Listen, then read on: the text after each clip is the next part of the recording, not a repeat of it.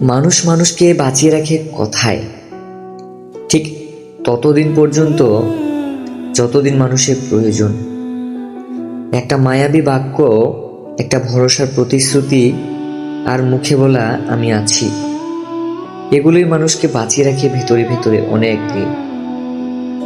কত ভাঙা মন শুধু কথার জন্য বেঁচে গেছে, কিন্তু মানুষই আবার মানুষকে ভেতর থেকে মেরে ফেলে যখন প্রয়োজন ফুরিয়ে যায়। তখন আর সেই যত্ন থাকে না।